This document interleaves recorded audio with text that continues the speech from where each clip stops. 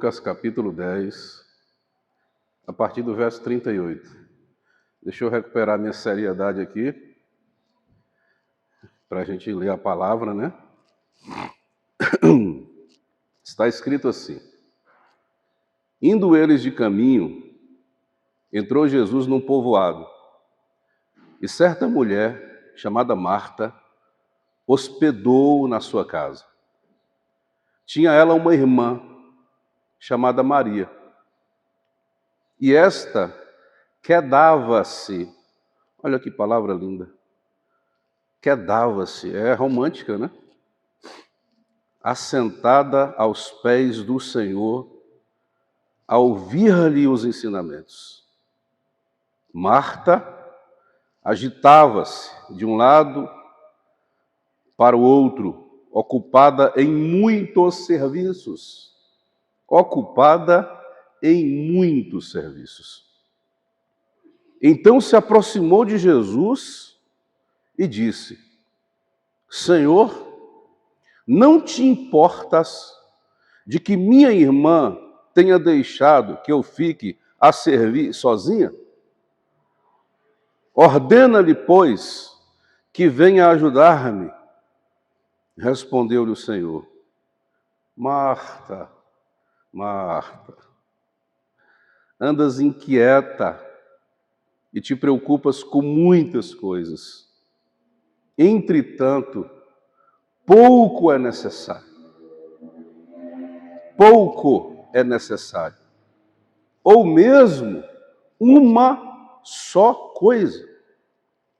Maria, pois, escolheu a boa parte, e esta não lhe será tirada. Obrigado, Senhor, por estarmos diante da Tua palavra. Por favor, fale aos nossos corações. Nós precisamos muito, encarecidamente, ouvir a Tua voz. Em nome de Jesus. Amém. Eu começo a reflexão de hoje fazendo uma pergunta. O que você tem feito? Você acha que tem agradado a Deus? Você se acha uma pessoa agradável a Deus? Você acha convictamente que o teu serviço tem agradado a Deus?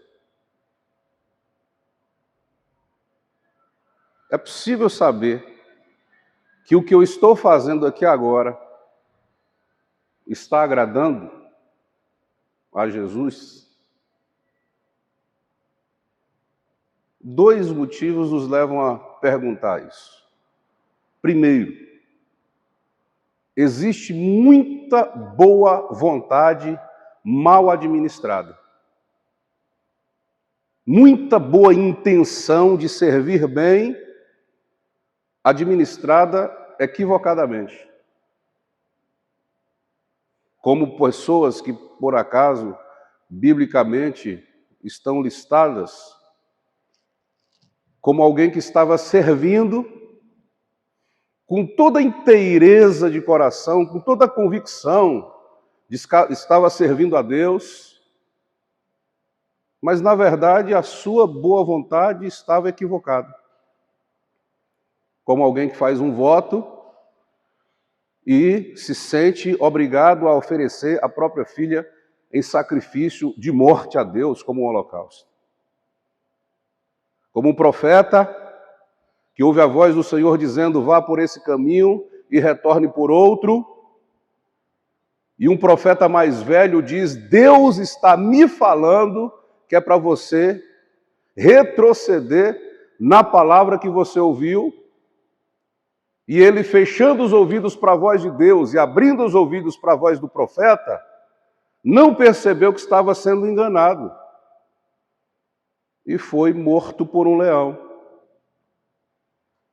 E tantas outras pessoas, cheias de boa intenção, como há nos nossos dias gente cheia de boa intenção, achando que está servindo a Deus.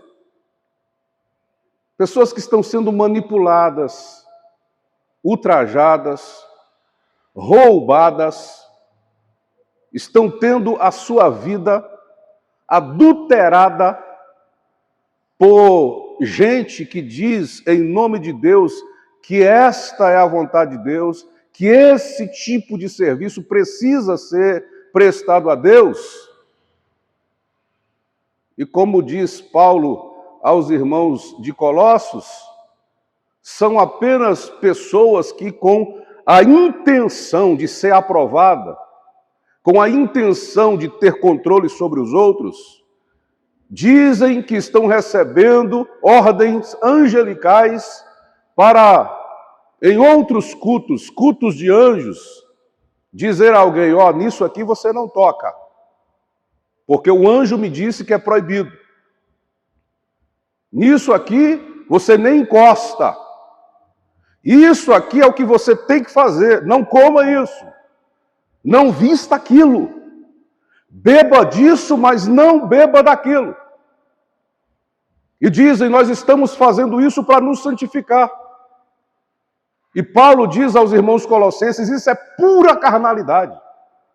Uma carnalidade disfarçada de espiritualidade, com a intenção de pegar um monte de gente cheia de boas intenções e fazer dessas pessoas marionetes. E aí, vem uma questão de confiança. Você confia, porque você faz parte daquela comunidade e tem aquele líder como uma referência. Aí vem uma coisa que Joab falou, só me esqueci se foi sexta ou se foi no domingo pela manhã. Sexta, né, dos irmãos bereanos, que mesmo tendo o apóstolo Paulo como uma grande referência, o que Paulo falava, eles iam lá e conferiam, para ver se havia conexão, para ver se havia coesão, ou melhor, coerência. Porque muitas vezes o que eu falo pode parecer muito próximo daquilo que está escrito. Pode parecer, textualmente, mas não é. Então eu vou me aproveitando de textos que parecem estar dando a você determinado tipo de ordem comportamental, e eu estou apenas me aproveitando de você. E você, cheio de boa vontade, de boa intenção, se enche de serviço. Não tem tempo para a sua família, não tem tempo para poder realizar as suas próprias devoções pessoais, porque está servindo demasiadamente, dioturnamente, uma determinada comunidade, porque o fulano disse que se você não servir, você não está fazendo a vontade de Deus. E aí tem um monte de gente carregada ou sobrecarregada com isso. Segundo, além de haver muitas pessoas de boa intenção administrando equivocadamente o seu culto e o seu serviço, há também muita má intenção disfarçada. Disfarçada de culto, disfarçada de serviço. 1 Samuel capítulo 15, onde Saul recebe a ordem de destruir a comunidade amalequita. E Deus é claro, não quero vida que escape ao fio da espada. Nenhum animal. Saul entra com o exército em Amaleque e cumpre quase que literalmente toda a palavra de Deus dirigida a ele. Só que alguns dos seus soldados começam a dizer, Saul, você não está achando que aquele boi cevado ali poderia ser utilizado como um grande holocausto para Deus? Olha para essas ovelhas. O Senhor se agrada tanto da gordura das ovelhas quando são queimadas no altar. O que você acha de a gente, pelo menos, manter vivos esses animais que podem servir de holocausto para Deus e sacrifício para Deus. E Saul diz: ótima percepção, senhores. Vamos guardar o que é de melhor para Deus. Esses bois cevados, essas vacas, olha para isso. Meu Deus, Deus vai ficar muito feliz, Deus vai ficar surpreso. Deus vai falar: eu não esperava que você fizesse algo tão agradável, Saul. E vem com aquele monte de animais cevados, o melhor dos bois, o melhor das ovelhas, levando para os termos de Israel. Nesse mesmo dia, o Senhor visitou o profeta Samuel e disse: hoje eu me arrependi. Uma força de expressão divina, porque ele não é homem para que se arrependa, de ter constituído Saul como rei. Ele está reprovado como rei. E Deus disse o motivo para Samuel. Samuel passou a noite inteira chorando, entristecido pelo comportamento de Saul. No outro dia, foi ao encontro de Saul. E quando chega, imediatamente Saul diz para Samuel: ó homem de Deus, enviado do Senhor, eu cumpri toda a palavra de Deus. E aí Samuel pergunta: e que balido de ovelha, que mugido de bois, que sons são esses que eu estou ouvindo? Ele diz: não, é porque nós separamos os melhores animais para sacrificar ao Senhor. E aí vem a clássica pergunta de Samuel: o Senhor se agrada tanto de sacrifícios e holocaustos, mais do que se obedeça à sua palavra? Você acha que Deus está trocando a palavra dele que não cai, a palavra dele que é direta, a palavra dele que não é falada de ímpeto, a palavra dele que é pensada antecipadamente, a palavra dele que é inerrante, por uma decisão sua de querer oferecer um culto a Deus que Deus não pediu para ser oferecido? Deus não se agrada de sacrifícios e de holocaustos, quanto se agrada de que a sua palavra seja obedecida. Obedecer é melhor do que sacrificar. O que Deus te pediu como serviço? O que Deus te pediu como culto? Pediu holocausto? Pediu ovelha gorda? Pediu boi gordo? Deus pediu churrasco de picanha? Não. Deus pediu que você obedecesse a sua palavra, e é isso que Ele quer. Mas a nossa questão é essa. A gente acha que o que Deus disse para fazer é muito pouco. A gente precisa fazer alguma coisa para surpreender Deus. Algo que Deus não espera. O que eu posso fazer aqui? Parece que a gente está comprando presente para o dia dos pais ou para o dia dos namorados. Vou comprar uma coisa que a pessoa não espera para surpreender. Aí a gente fica tentando arrumar elementos de culto para agradar a Deus, além daquilo que Deus pediu para que a gente fizesse. Aí Marta está em casa, recebe Jesus, e você percebe que é de propósito que os escritores do Evangelho vão colocando elementos aqui na narrativa, como por exemplo, quem é a pessoa que está em destaque, servindo? Marta. Porque a Bíblia começa dizendo que Marta, que Jesus entra numa aldeia, e uma mulher chamada Marta o convida para estar em sua casa, para hospedar em sua casa. Então quem é a pessoa em destaque? É Marta. E ela tinha uma irmã. Quando você diz, fulano é irmã de Cicrano, ou primo de Beltrano, A pessoa em destaque é fulano ou beltrano. A irmã ou o marido, né, tem essa coisa. A gente comentava isso ontem no chá revelador, a respeito do que as pessoas conversam no interior, nos interiores, nos lugares do interior. Quem é essa pessoa? Ah, esse é o filho mais novo de Joaquim. Não tem nome? Tem nome. Mas quem é a pessoa de importância da família? É Joaquim. É o filho mais novo de Joaquim, é o filho mais velho de Joaquim, é o filho do meio de Joaquim. Todo mundo é apenas filho de Joaquim, porque quem é a pessoa de importância? É Joaquim. E quem é essa mulher aí? Ah, essa aí é Dona Maria de Joaquim. Porque Joaquim está sempre como figura importante.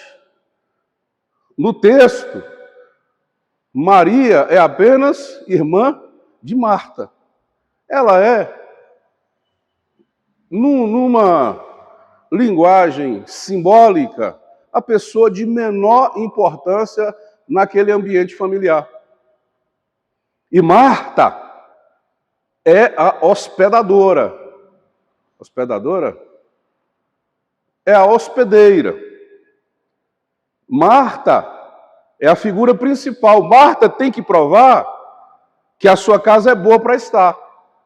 Ela precisa fazer o melhor para que no dia que ela pedir, Jesus, volte à minha casa, Jesus não pense duas vezes. Ele volte à minha casa porque ele foi bem servido. E na cultura judaica, como por exemplo no Salmo 23, o meu cálice transborda, por exemplo, é uma figura de linguagem que mostra que quando alguém era hospedado numa determinada casa e o copo de vinho era colocado apenas um pouco, essa pessoa não estava sendo muito bem-vinda à casa. Então ele bebia aquele vinho e pensava assim, eu não vou voltar aqui porque eu não sou bem-quisto. Quando o cálice transborda, significa dizer que você está bem-vindo para voltar aqui quantas vezes você quiser, porque nós teremos sempre em abundância para te oferecer. Então, quanto mais você fazia por um hóspede, maior seria a vontade deste hóspede de voltar a estar em sua casa. Então, Marta tinha que provar que a casa dela era uma casa boa para Jesus estar. Imagina aí. Temperamento sanguíneo. Corre para lá, corre para cá, corre para lá, corre para cá. E cadê Maria? Cadê Maria? Maria quedada. O que é quedada? Caída.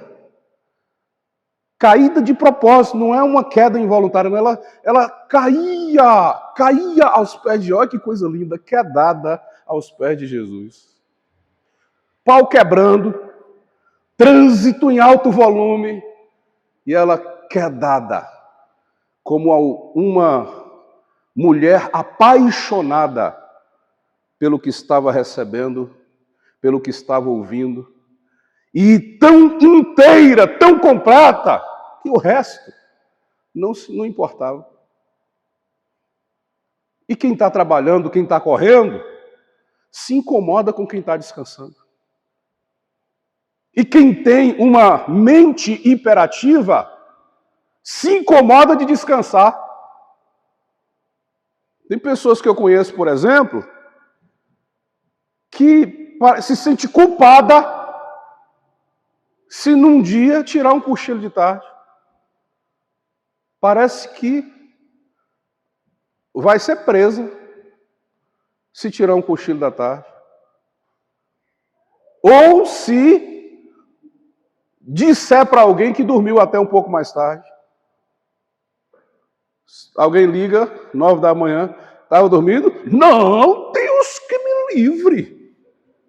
Dormi até 9? Não, desde as 6 que eu estou acordado. Acordou 6, foi ao banheiro, voltou. Desde as 6 que eu estou acordado. Porque a cultura de que quem serve mais, quem trabalha mais, tem maior dignidade. E aí, a gente se esquece que o próprio Deus, em uma linguagem metafórica, descansou em um dia que é para descansar. E a cultura do nosso tempo é a cultura da hiperatividade. Então você tem que produzir, produzir, produzir, produzir, produzir. E quando você se senta para descansar, para aliviar a alma, para assistir uma sériezinha que faz bem para o seu coração, a depender do seu estilo, e você sabe que tem alguma coisa para ser feita, mas que pode ser feita no outro dia, fica uma agonia, uma angústia, porque você tem que servir, tem que servir, tem que servir. Porque a gente acha que a gente só consegue agradar se a gente tiver volume. E no caso do serviço a Deus, a gente acha que a gente só consegue servir a Deus se a gente servir em alto volume. Se tiver que todos os dias ir lá bater o ponto para que o serviço a Deus seja prestado com alguma legitimidade. Então, qual é o serviço que agrada a Deus? Aqui a gente aprende algumas coisas. Primeiro serviço que agrada a Deus é o serviço que olha na direção certa. É o serviço que olha para Jesus. Não é o serviço que olha para Maria. Marta está servindo, a intenção é servir a Jesus, mas ela está olhando para quem? Para outra que não está fazendo o que ela está fazendo. E aí está um grande problema. Na vida da gente, na nossa espiritualidade, é exatamente essa. A gente parece que anda numa espiritualidade de disputa, de concorrência. Quem serve mais? Teve uma época na comunidade que a gente fazia parte que era uma luta. Quem ora mais? Então quem pegava a oportunidade, irmãos, com muita humildade, vou dizer para os irmãos aqui, com muita humildade, não é para a minha glória, é para a glória de Deus. Eu estou orando 5 horas por dia. Amém? Para a glória de Deus. E aí outro falava, e agora, como é que eu vou superar? Aí tem que arrumar um serviço maior, uma atividade mais expressiva para poder testemunhar diante da igreja para a glória de Deus e com muita humildade. Jesus ensina aqui, se faz com uma mão, esconde a outra, nem as mãos do teu próprio corpo devem gloriar ou glorificar a outra pelo serviço que a outra fez. O serviço que é feito para Deus é feito no interior, é sem olhar para o que o outro está dizendo, para o que o outro está fazendo. A minha inteireza de culto para Deus não se realiza nos holofotes das plataformas. Não é para postar no Instagram. Às vezes eu passo por mendigo o tempo todo, na rua, não olho para a cara, a pessoa me chama, eu finjo que não ouço. Mas no dia que eu saio com a sacolinha, com 1 quilo de sal, um de açúcar e um de farinha, e eu vou dar para uma pessoa, tem que ter pelo menos 3 câmeras, em focos diferentes para mostrar. Uma para filmar, a outra para fotografar, e a outra para imediatamente postar. Talvez até fazer um vivo. Com a intenção não de glorificar a Deus, nem de alimentar o pobre. Com a intenção de mostrar para os outros que eu estou fazendo alguma coisa.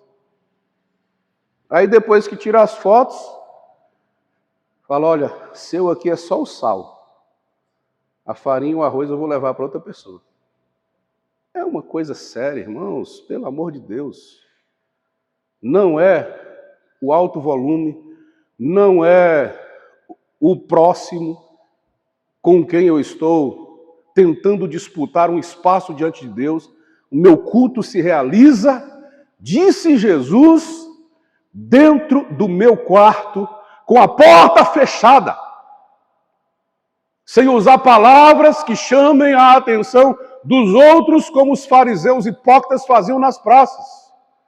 Escolhiam as melhores palavras, os termos mais expressivos, mais poéticos, mais bonitos para fazer sua oração diante das feiras, para que as pessoas os glorificassem pela oração que estava sendo feita. E na vida, e as obras, e o comportamento, e o comprometimento não existia. Porque é um culto em ar de disputa, para ver quem faz mais. É o culto que fica olhando para o que Maria está fazendo. É o culto que fica disputando com o que Abel está oferecendo para Deus. Aí chega Caim com elementos esteticamente mais bonitos e oferece o seu sacrifício para Deus. Chega Abel com o animal lá cheio de sangue, rasgado, e oferece para Deus. Se você pensar em beleza, o culto de Caim é muito mais agradável. Mas se você pensar em graça, se você pensar no sangue da justificação, se você pensar que aquele carneiro, aquele cordeiro que está sendo oferecido é símbolo de Jesus, o que foi estereótipo, o que foi estética, não vale nada, só vale o que tiver sinal do sangue do Cordeiro de Deus. Então não é o que a igreja tal está fazendo, o volume que eles conseguem apresentar, não. É o que nós estamos fazendo, está agradando a Deus? Nós estamos pregando o Evangelho? Ou nós estamos utilizando de artimanhas, artifícios, para poder atrair pessoas? Se não for pela graça, se não for pelo sangue, se não for pela vida, se não for pelo perdão, se não for pelo amor ao próximo, como Jesus diz, vocês darão ao mundo a conhecer a mim por meio do jeito como vocês tratam uns aos outros. Respeito, amor, cordialidade, misericórdia, perdão. Não briga, não disputa, não rivalidade. Esse é o culto que agrada a Deus. O serviço que olha na direção certa. O serviço que agrada a Deus é o serviço que nos faz alcançar conquistas que nunca serão tiradas. Porque se você alcançar dinheiro, dinheiro vai embora. Se você alcançar bens, os bens vão embora. Os bens podem até ficar, mas você vai embora. Mas Jesus disse, olha, Marta, o que Maria está alcançando aqui, ninguém pode tirar. O que ela está alcançando aqui é para a eternidade. Aí o sujeito ganha o mundo inteiro. Perde a alma. Adiantou o quê? O que Jesus está dizendo? De que adianta ao homem ganhar o mundo inteiro e perder a sua alma? Aí a gente ganha, às vezes, o mundo inteiro, mas a gente perde a alma. Não apenas para a eternidade, mas para as eternidades que a gente marca aqui nas vidas de pessoas. Aí você vai entender por que hoje eu estou carregado de emoção. Isso hoje eu estou carregado. Eu estou encharcado. E desde cedo que esses meninos chegaram lá em casa com uns elementos e umas guloseimas para tomar café. E na foto do bolo da Brigabi, tinha as fotinhas delas crianças. E depois adultos. Gente, é uma história que passa ali. E aí fica a fotinha do coitado do paizinho ali, no meio dessa história, e você fica pensando, o que você fez ali que marcou? Falei, gente, eu estou muito emocionado. E ele falou, o que é isso? Esse é o primeiro dia dos pais? Eu disse, não, mas pode ser o último. Está repreendido. A melancolia pegou forte. Eu falando, pensando, não, mas se Deus dissesse hoje, eu quero a tua alma. Eu fico pensando, o que eu estou deixando para os meus filhos? O que eu estou deixando? Dinheiro? Não tem. Bens? Não tem. Não é que eu não gostaria de ter, não. Eu gostaria, mas não consegui. Mas será que eu deixei um legado? Será que eu consegui colocar uma pedrinha de amor cada dia nessa construção familiar? Será que eu consegui cumprir o meu papel como pai? E desde ontem que eu estou dizendo para eles assim, gente, eu tenho tanto orgulho dos meus filhos.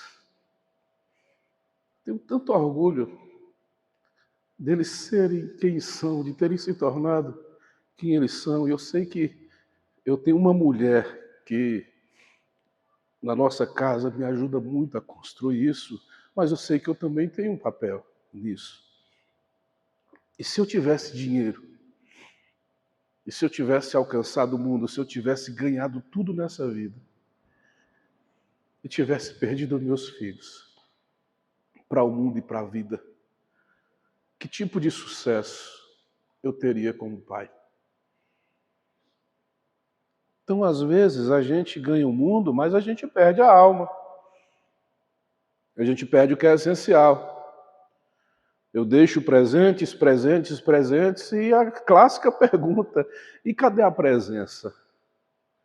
E nem sempre é uma presença física, mas é alguma coisa que de mim constitua as identidades deles, que os abençoe, que os dê segurança, que os faça ser alguém na vida. Por último, o serviço que agrada a Deus é o serviço que nos coloca no lugar certo, ou no melhor lugar. E não há um demérito no serviço de Marta. Em nenhum momento Jesus desmerece o que Marta está fazendo. Ele apenas disse: você está muito ocupada com muitos afazeres e às vezes o que é essencial mesmo é pouco, o que é necessário é pouco. E aí tem uma frase que eu gosto muito, já postei algumas vezes, que esqueci exatamente como é, mas as muitas ocupações podem nos levar a vários lugares, mas quase sempre nos tira do lugar onde deveríamos estar.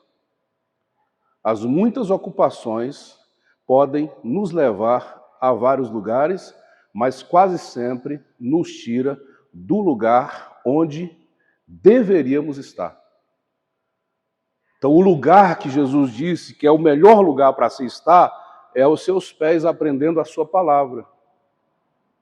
É essencial e é necessário o serviço da casa, mas dá para diminuir o volume, para eu aproveitar outra coisa que não pode ser tirada e que vai me colocar no melhor lugar onde eu posso estar. Já falei algumas vezes para os irmãos de uma pessoa que serve como um testemunho de comportamento a não ser seguido, apesar de ser uma pessoa considerada um grande herói. John Brown, um herói americano para uns, mas para outros não.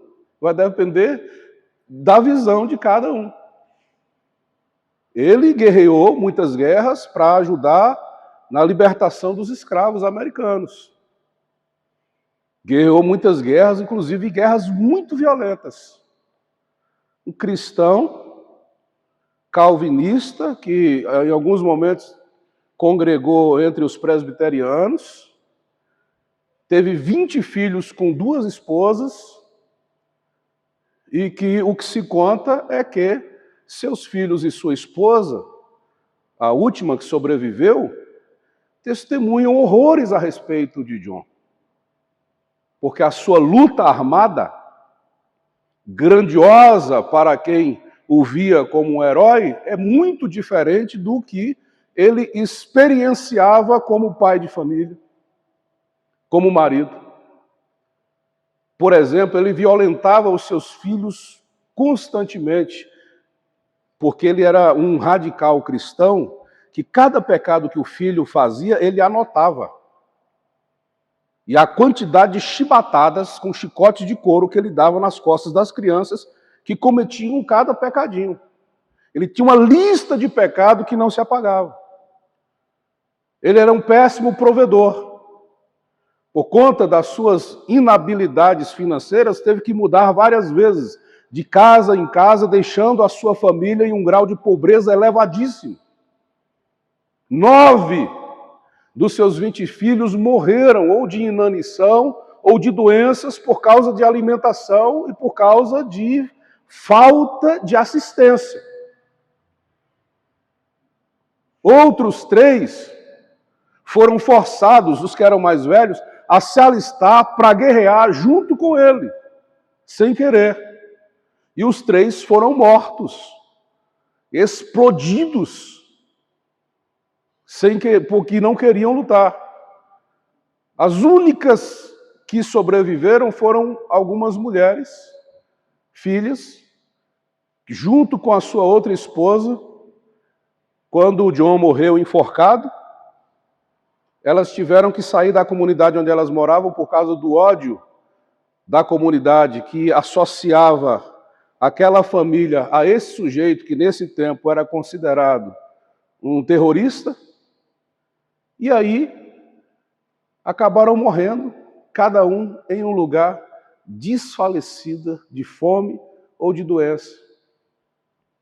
Então há esta parte analítica a respeito desse homem crente, que era radical, que não alimentava a sua família, que abandonava a sua família, e as mulheres eram forçadas a trabalhar numa pequena propriedade que eles tinham, de cantos em cantos, para que dessa propriedade, que não tinha nem como se sustentar direito, tirasse dinheiro para alimentar a guerra que ele fazia em favor da libertação dos escravos. E elas passavam necessidade. Então, um grande herói, uma grande figura, mas no lugar onde ele deveria estar, o primeiro lugar a ser nutrido, o primeiro lugar a alimentar, o lugar onde deveria ser realmente o grande herói, que era dentro da sua casa, ele era o maior de todos os vilões, o maior de todos os inimigos. É apenas uma reflexão para a gente pensar de verdade no tipo de serviço que nós estamos prestando para o Senhor. De modéstia à parte, eu gosto da leveza da nossa comunidade, porque sempre que a gente faz alguma coisa, né, a gente sempre pensa, vamos ver se não vai sobrecarregar os irmãos, se não vai criar dificuldade para os irmãos, porque todo mundo tem suas ocupações, os seus afazeres, todo mundo já serve a Jesus com o seu coração, dentro do seu ambiente familiar, dentro do seu ambiente em casa. E é maravilhoso que sirva aqui também dentro da comunidade, porque isso aqui precisa funcionar. Precisa funcionar bem, precisa funcionar com conforto, precisa de mão de obra, precisa, mas não de mão de obra escrava. O que nós precisamos é de filhos livres, que digam, não, essa casa é nossa. E como uma casa nossa, eu vou vestir a camisa da minha casa para trabalhar, porque eu sei que isso é meu. Irmãos, nós estamos aqui como pastores dessa igreja tão felizes com os irmãos, por isso que os irmãos não imaginam. Tem hora que a gente para conversar e fala assim, meu Deus, parece que é uma coisa inacreditável, como as pessoas se doam de si e fazem porque estão amando fazer. Ninguém se sente obrigado a fazer nada, e como Paulo diz, ele se sentia compungido pelo amor. Então, quando você ama, você se sente na obrigação do amor a realizar alguma coisa. E tem que ser assim, irmãos. Em nome de Jesus vai ser assim sempre. Para que o nosso serviço não seja pesado, mas seja leve, prazeroso, que a gente tenha prazer de estar nisso que a gente chama de casa de Deus. Que a gente tenha prazer de estar em comunhão com os nossos irmãos, sem medo de olhar um para o outro, sem precisar ficar correndo de um corredor para o outro para não esbarrar com alguém. Isso é família. Amém, igreja? Vamos orar?